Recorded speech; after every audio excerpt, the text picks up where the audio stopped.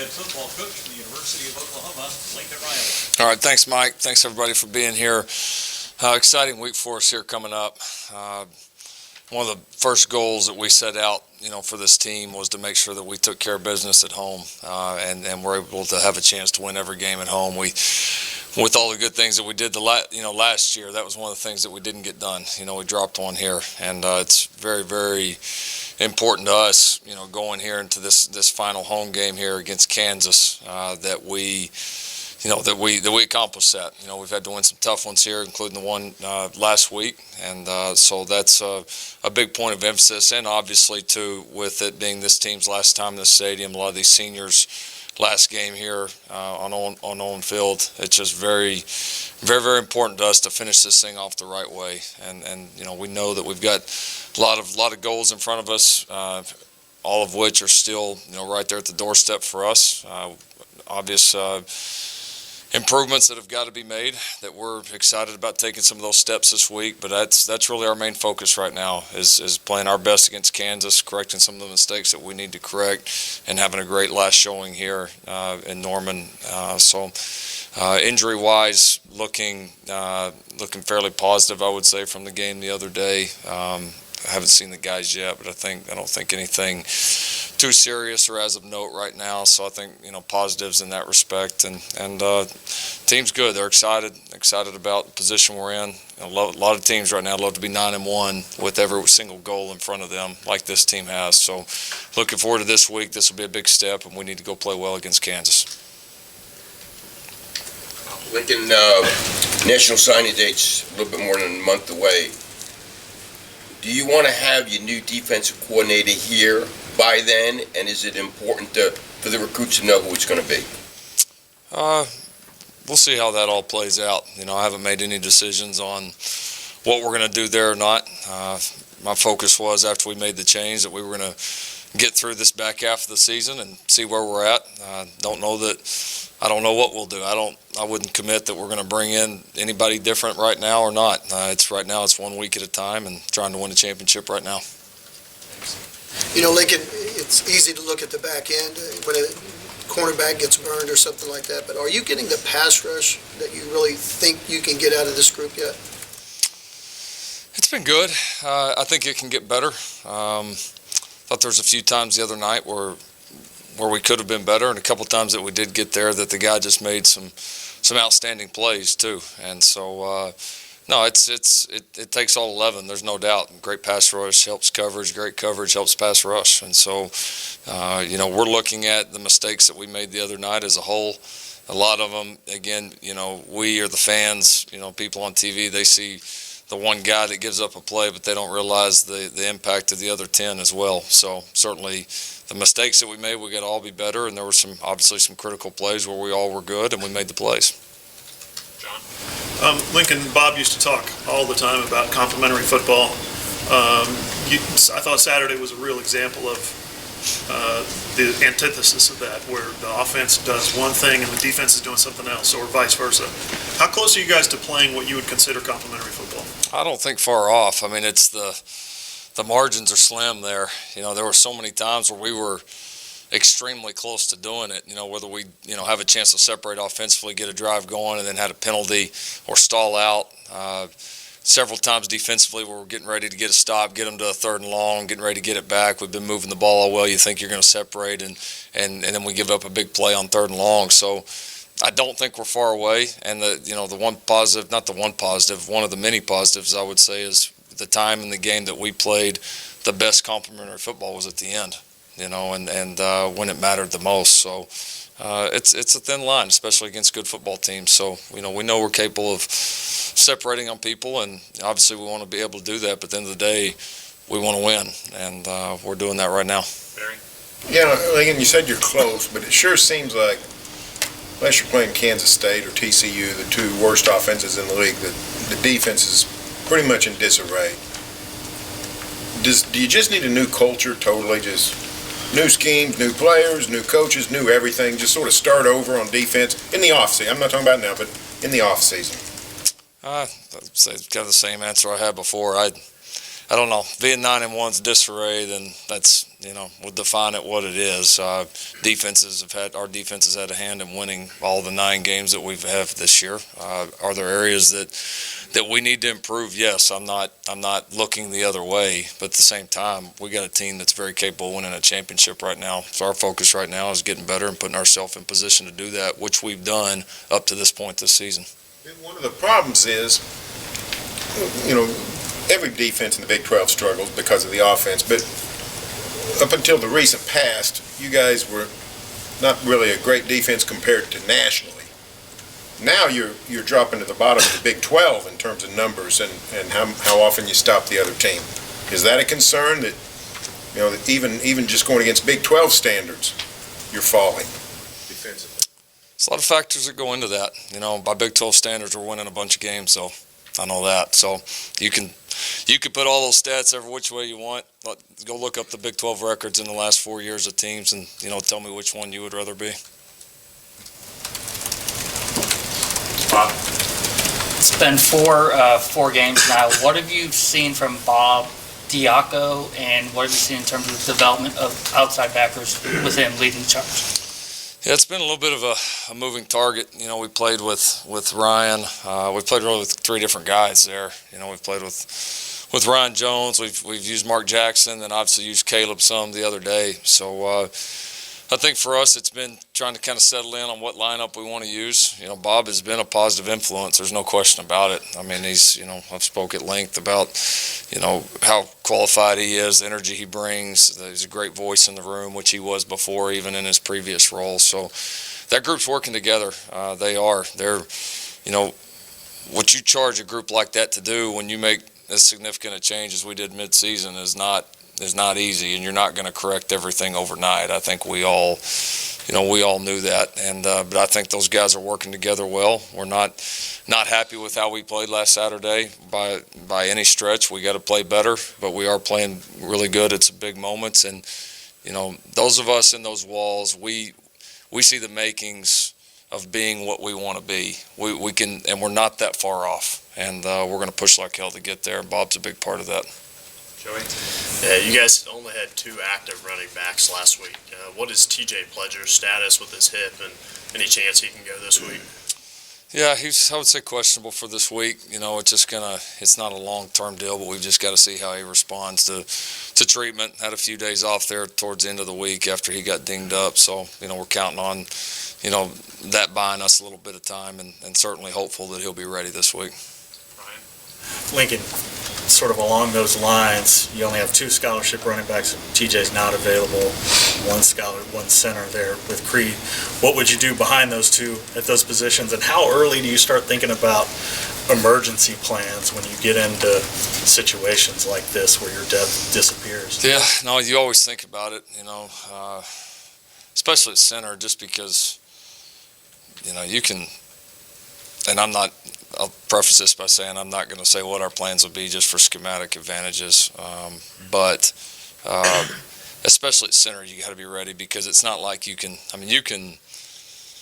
go grab, a skill guy and teach him, handing the ball a few times and do some things back there. Not that it's going to be perfect, but you see like the way the Patriots are using the Cordarrelle Patterson right now. You can get by with that. You can't just go teach a guy to snap overnight. And play that position and do all we do. So we've had some emergency plans in place. Like I said, and I'm glad we did, even though this year we felt like the center depth coming in was probably the best we've ever had it, where you got Creed, of course, and then you had Alvarez, who'd played a lot of games here, and you had Alex Dalton, who's played a lot of ball around here too. So we felt really strong going in, but things happen. This has kind of been a funny year with those kind of injuries for us, and you got to be able to adjust, and so we've got a plan ready to go if need be. Seems like on offense, the only people stopping you are yourselves with penalties. How do you correct that? We did a much better job the other night. I thought our penalties were pretty good. We didn't have anything after the play. We had one false start. Bobby had a hold that he definitely held on. It was the right call. Cody had a hold that was that wasn't the right call. I think that was the only penalties we had, maybe off the top of my head. Oh, we had some delayed games, which were on me. So yeah, there's some little things we got to do. Getting the plays in faster at times. But I thought our guys, as far as how we executed with penalties, was better. But I would agree with you. There's still a few too many times that we shoot ourselves in the foot. That there's still a lot of room for improvement, certainly on that side of the ball right now. Eric? When you arrived in 2015, Carson Meyer was a redshirt freshman. What did you see out of Carson when you first got here, and then how much has he really progressed to what he's been for you this year? Yeah, he's progressed as much as anybody we've had.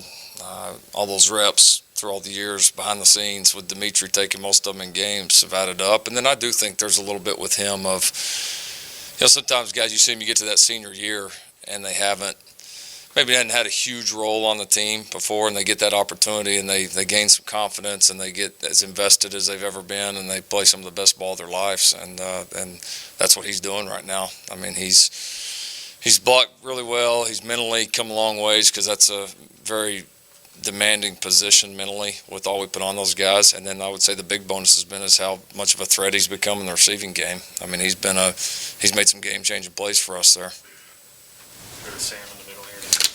Coach, your rushing offense has really started to find its groove over the last month, especially after Rodney Anderson's injury. And now, with Marquise nicked up the last couple weeks, you saw CeeDee Lamb break out against San State, and then Lee Morris against Texas Tech. How nice of a luxury is it knowing that your offense can keep rolling without arguably the best players at those skill positions? And what do you attribute to that success? No, it's great. We've had a lot of guys step up. Times when you need it. You go through years. We had a year last year we didn't have many guys get banged up. This year's been a little bit different, and like they all are. And you lose a guy here or there, nobody's going to feel sorry for you, especially not here. And so you got to keep rolling. I would attribute to just the expectations of that group, and then how well we've played up front. I mean, those have been the keys. And when we have had an injury or something not go our way, our guys have continue to kind of trek on. They haven't let it bother them, and that's what you got to do. It's truly next man up. Let's go to Tyler. You guys have to answer these defensive questions a lot, since October, and you have a guy in Curtis Bolton who essentially has kind of become the spokesman for your defense in a lot of ways. How important is it, do you think, to have a guy like that can sort of speak to the issues the defense is having, but then maybe also stand up for it too at times when he feels that's necessary?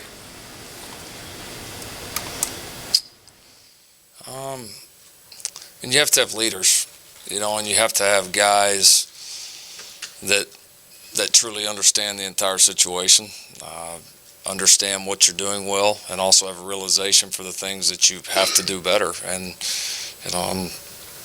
you can't hide behind some of the mistakes that we've made, but you also, the flip side of that is there's the makings of a championship caliber defense in that room, and you see bits and pieces on the field. It's part of the reason we made the change in the first place halfway through, is we felt like there was a little bit more in there, and we needed to find a way to get it out. So, we'll look back again. Right now we're in the middle of it. I think everybody's wanting to look back and, since the change, what's been positive, what's been negative. There's been plenty of both, but the success or non-success of it's going to be determined when this season's over, not right now. I mean, we're in the middle of it. We're in the middle of a championship hunt race. You do need leaders that can help push you through, because you're going to have ups and downs. I mean, I think everybody remembers we had a shootout against Oklahoma State last year up there, and everybody's saying this or that. We were probably one snap away from playing in the national championship game. So that one turned out. I mean, we're right there on the doorstep of being where we want to be. We got to continue to improve and push through, and you need leaders like Curtis and the rest of our guys that understand, have a realization of, here's the things we got to do better. Here is also, the sky's not falling. There's a lot of things we're doing well. We've got to keep building on that and be ready to play our best ball here at the end. And so that's what we're all pushing towards. Let's go to Cliff. Yeah, Coach, over 300 yards rushing, 300-yard passing, 3 straight games. Is that ultimately what you want this offense to look like, to have that kind of balance? I mean, I want it to be able to, if if that's what, we're presented defensively, if that's what we, feel like, is going to give us the best chance to win and score points. And so not everybody gives you that all the time, but you've got to be able to do both. Certainly, you got to have answers for the ways people try to attack you. And we've had, some good answers here the last few weeks. Jason? Yeah, Lincoln, the fumble Saturday obviously was a big moment in the game, but first fumble, I think, on defense that you've had this season. What do you guys have to do to start forcing more takeaways? I think it's the physicality with which you play. Bolton's hit there was one of the most violent hits, that we've had all year. When you play violent, you separate people from the ball. And so, there's always kind of the age-old question of turnovers. Sometimes you're doing a lot of things right. We've actually been tipping quite a few balls. We've been in position to make some plays. We've been, I still think our big rush of turnovers is coming. I really do, because we've been kind of right on the doorstep of a bunch of them here, especially in the last 3 or 4 weeks. And but you've got to, when you get a chance to make the plays, you got to make them. And then I think physicality. Whether it's ripping the ball away, knocking the ball out like Curtis did, your physicality shows up, and something we're going to have more of here as the last few come up. Caleb got his most extensive playing time of the year on Saturday. Talk about that decision and what you hope to get out of Caleb. I guess he was playing the will on Saturday. Yeah, just game plan wise, it just made the most sense for us. We wanted to play a little bit bigger, and felt like it was the right time to do it. Some of it's been the progression of Deshaun White, also and Brian Meade inside right now. Those guys are kind of probably a little more comfortable there. Something were to happen to Curtis or to Kenneth, and it just, like I said, as our guys looked at the plan, they felt like getting Caleb on the field against that group was the best thing to do. And Caleb did well. He played. He was. He graded out one of our highest defenders. So pretty proud to see Caleb kind of make that transition. Went out and played Sam.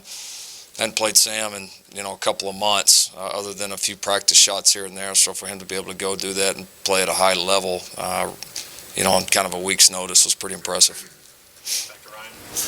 Lincoln, you talked about the offensive line depth and shuffling pieces around. How critical has Drew Samia been to that over the last few years? And obviously he's played a lot of guard, but he played tackle and can do some other things for you. Yeah, he's been one of our most valuable guys.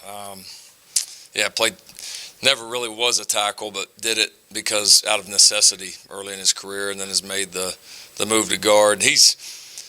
I've been really proud of him. He is really playing the best ball of his career, and he's, as we all know, he's he's up there as far as career starts of anybody that's ever played here. But what he's been able to do has been it's been awesome, especially this year. He's always been intense, focused, physical kid. He's added a lot of control into his game too. And in the past, he would at times get in trouble because he would get out of control, almost over-aggressive. And he's really settled in. He's playing at elite level right now. He brings confidence, continuity, attitude. He's just, for a guy that already played a bunch of ball coming into his senior year, some guys kind of level off that point. He has really taken that next step as a senior. So really, really proud of him. And he's a guy we've been through a bunch of wars with. So he's been a huge contributor here for a long time. Jake? Yeah, Lincoln, it was 2 or 3 weeks ago, you were asked about coaching in the NFL, and I think you gave an honest answer about you love coaching at OU, you love coaching college football. What specifically do you love about coaching in college football, and then specifically here at OU? I like the age, of the guys that I'm coaching. They're still kind of in that, still kind of call it that hot zone where they're still growing. They're kind of learning to become men at this point, but there's still a lot of growth that's got to happen, in these years. And so I enjoy that part of it. I like the X's and O's of the game, certainly, but I do enjoy at this level the different hats you have to wear, especially in this role as a head coach. I enjoy getting out and recruiting. I enjoy, talking to these guys even about their academics, about things that are going on in their lives that you don't necessarily have at other levels. It's just there's just a lot more going on, a lot more growth, a lot more important things that are going to shape the rest of their lives, and it's kind of all yet to be determined for these guys. And so, kind of like being a part of that process with them. And I like the vibe of college ball. I do. The way it's set up, the rivalries, I just think the sport is in such a great place right now. I love being a part of it. I always have. As far as OU, the place gave me a chance, gave me 2 chances. I love the fact that, we're invested here. I love the fact that we have things that we need to be very, very successful. I love the fact that people care about our program. It's been nationally relevant for a long time. That people are invested in it, that former players come back. That it means how much it means to this community, this state. There's not a better job anywhere else. Switzer said that a lot of NFL coaches would rather have your job than the one they maybe have at the NFL. Do you kind of feel that way, that this is a job, regardless of level, that's as good as maybe any out there? No doubt. I think you ask anybody, they're going to agree with that. There's no question. This is, to coach football, any level, anywhere, this is absolutely one of the elite programs out there, regardless of level, without a doubt. Last thing from me, you kind of see, with Baker, the success that he's had, and the more they've sort of tailored their offense to fit what he did here at OU. Do you feel like NFL teams, and I know you've met with coaches from that level of mind, are incorporating more college concepts, that the X's and O's have become a little bit more conflated than maybe they ever were in the past? Absolutely. Yeah, I don't think anybody would argue with that either. Anybody that watches it, there's no doubt the NFL game has certainly trended more towards what you see on Saturdays. For a lot of different reasons. We can all debate those back and forth, but it's certainly, the games look a lot closer than they did 5 years ago, without a doubt. We're going to end a little bit earlier than usual today. Time for 2 more. John? How much would you estimate that you get to watch NFL on Sundays? Very little. As a play caller, are you interested in what those guys are doing? Someone who diagrams offense, are you interested in what McVay does, or Peterson or Nagy? At times. No, there's certain people, when I get a chance, I do, but not normally much on Sundays. We're normally, pretty busy with recruits and getting game behind you and getting on to the next one. So occasionally peek at it later in the week when I can. Quick follow then. How possible is it to take what the NFL does defensively and apply it to your principles here? Oh, it's a broad question. There's always things from people that are playing at a high level that you can look at and take. Sometimes it's something broad, like how they organize, how they structure. Sometimes it's something very small, as far as a small technique or something scheme-wise. But I think you can learn from anybody. I think you can watch really good high school teams play with really good coaches and learn. I've taken things offensively from high school coaches, without a doubt. If it's good, I don't think it really matters what level it is. So I think as any coach, you're always trying to learn and trying to find ways to put your guys in position to succeed more. Yeah, Lincoln, we haven't asked you about Kansas. What can you tell us about the Jayhawks? We have a game this week, too. And also, on top of that, you've coached against your brother before, but now it's a situation where that staff, David's been out, so you got that element of it, too. Your brother's thoughts as this Kansas thing winds down for Beatty's staff. Kansas, going back and looking at them, I think the things I would say that stand out, offensively, would be the receiver. Sims is, number 11 is electric, and this will be, he's just kind of one of those years in the league where everybody's got 1 or 2 really, really good receivers, and Kansas is no different. We've played against this kid for a while, but I think he's phenomenal. And then the young running back, I think, has kind of been a little bit of a difference maker for him, too. Kid's really playing well. Very elusive. They're using him a lot in the throw game as well. So, those are 2 guys right off the top that you're going to have to control. Defensively, they're playing well. I think they're number 1 in the league right now, just within league games of points per game allowed. So they're doing a tremendous job. Clint Bowen, their defense coordinator, I've always thought schematically has been one of the top guys out there. He puts those guys in position to play. they do a good job of mixing up looks. Did a nice job, I thought, against us last year, probably as good as anybody did, honestly. So I think he's really good. I mean, the D tackle wise, I mean, everybody knows without a doubt it's one of the top guys in the conference. I know the linebacker Deneen's one of the top tackle guys in the country right now. Safeties, I think, are very impressive kids, guys that get downhill, very, very physical. So I mean, they're playing well defensively and have held down a lot of top offenses for a reason. So yeah, and as far as the deal with my brother, it's never easy in a game like this, and then certainly what they're going through there. I don't want to certainly put words in his mouth. It's part of this business, as we all know. He's a good young coach, and there's a lot of really good coaches on that staff that, regardless of what happens there here at the end of the year, those guys aren't going to have a hard time finding jobs. So that's a good staff with a lot of good coaches, David, all of them included.